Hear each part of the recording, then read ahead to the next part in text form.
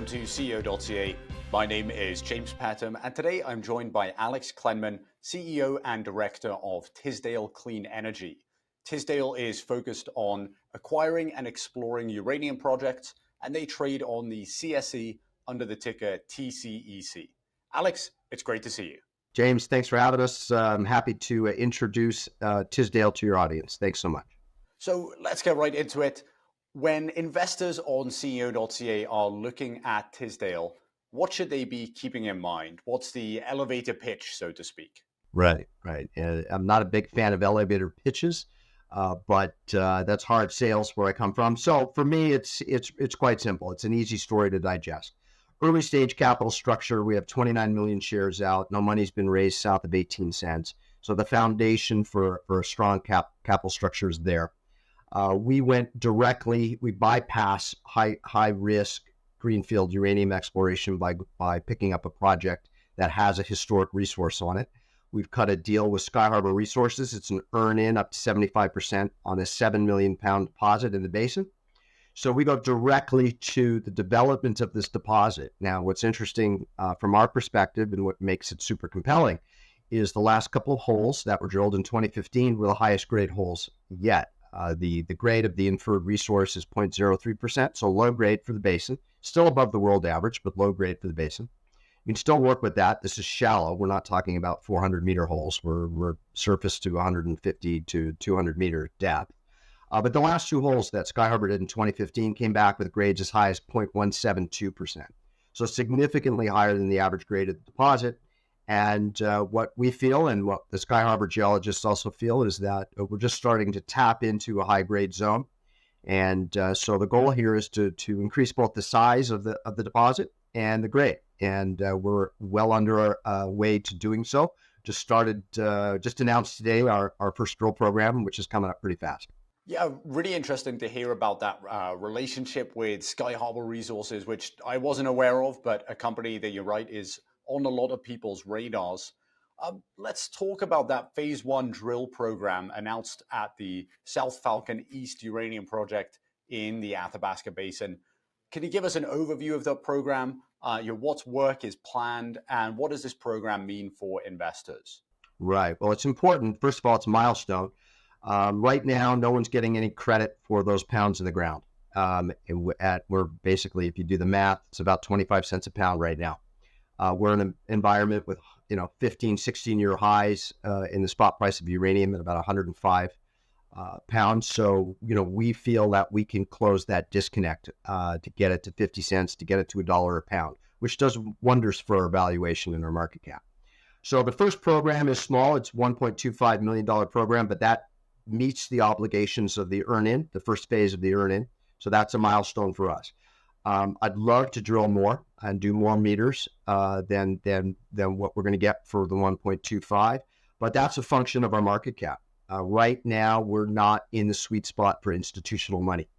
Our market cap is too low. Although our liquidity is strong, our market cap has got to get closer to 9, 10, 11 million before we can start to get the support of the funds, which is where you're going to get the money to do larger drill programs. But we hope to do that later in the year. This is just the first kick at the can. We're doing this so we can get the earn-in obligations out of the way as soon as possible. Begin to earn some credit in the project. From there, we'll look for more institutional money to do more drill programs throughout the remainder of the year. So this is just really the kick at the can, gets the ball rolling, and it's a good introductory drill program for us. Thank you so much for that overview. I think at this point, it'd be great to hear in your own words, maybe, when investors are looking at exploration stories in the Athabasca Basin, it's certainly a hot region, lots of players. What makes Tisdale stand out? What sets you apart from some of these other stories? Yeah, well, here's the fun part. Anybody who knows the uranium sector, and I've been involved for quite a while now, we've just come out of a super long bear cycle. I mean, post Fukushima to 2021, 2022. And now, honestly, $100 spot again. It's been a long haul. One of the byproducts of a long bear market was the reduction in the number of companies, the aging out of uranium-specific geologists in Saskatchewan and in the basin itself, And so for what we're doing, we have a great geologist, Trevor Perkins, who I work with at Azincourt Energy. Trevor has a great resume in the basin. He's made discoveries. He's driving the exploration side for us and the technical side. So that's super important. The other side of it is, look, we only have 29 million shares out. We're still relatively early in our capital stage life. And to be able to go directly to the development of a deposit and bypass high-risk exploration. Listen, drilling for uranium can take time. You find alteration packages, you drill within those packages, you have to find the clays, you've got to drill into the clays. These things rarely happen in the first 5, 10, 15, or 20 holes. They can take years. So we bypass that immediately by going to the development of a deposit that's already hinted that the grade and size can be improved and increased.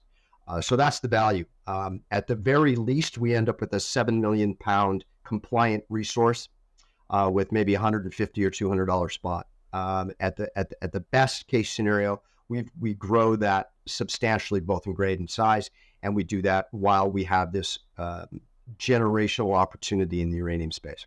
So not just in uranium, but across other commodities that are performing well, maybe the exploration sector hasn't reflected some of those gains in the commodity prices. In your view, what's different about this uranium bull run, and what's the pathway for some of that value and those gains to trickle down to explorers like Tisdale? Well, typically the juniors lag. So Cameco and the major their charts have looked pretty good up until recently. The latter half of 23 and into 24, they all look super strong. You get some interesting things. There's been a couple of larger catalysts that I should mention. Kazatomprom, the company, a state-owned company in Kazakhstan, announced production. They're probably not going to meet production estimates in 24 and 25.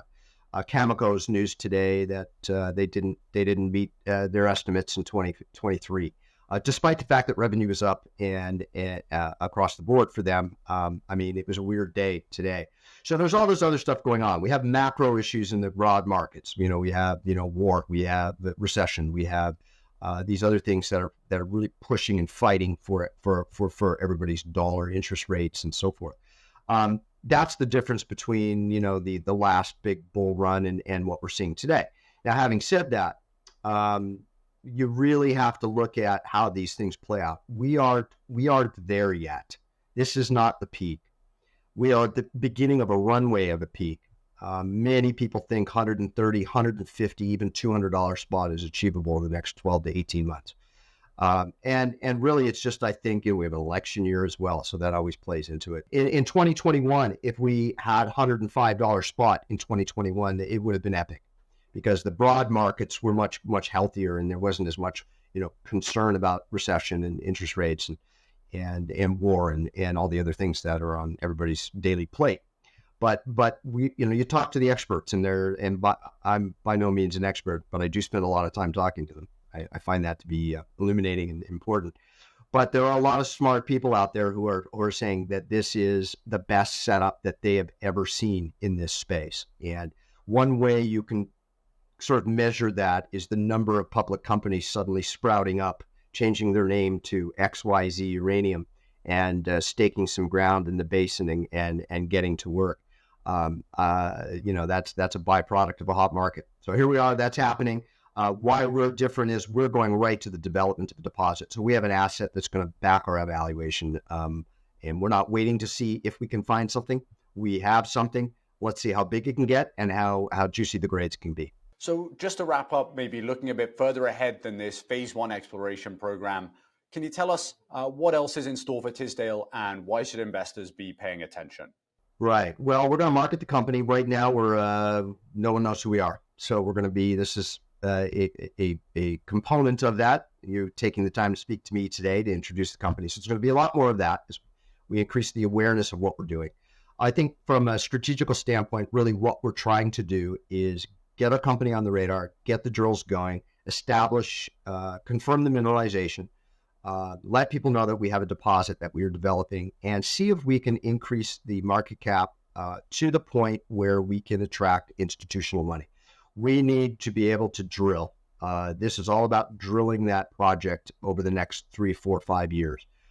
So we're going to do it. I've raised a lot of money in the uranium space, in the past. I'm confident I can do that here for Tisdale. We've got a really good team.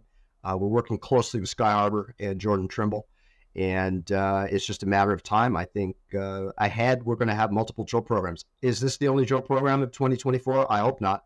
I'm shooting to do another program here late summer, early fall. We'll see what we can pull off in terms of the fundraising. Again, I need capital from the funds to do that. And listen, I work the phones, I bang the pavement, and we're going to get it done.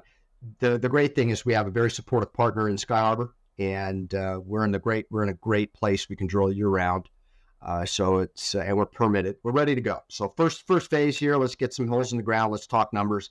From there, we'll gauge the market and try to get another program done in the short term. Well, I look forward to keeping an eye on the drill program as it unfolds and hopefully seeing some further updates from you later this year. Alex, thanks so much for joining us today. Yeah, James, thanks so much. Appreciate it. And we'll chat again.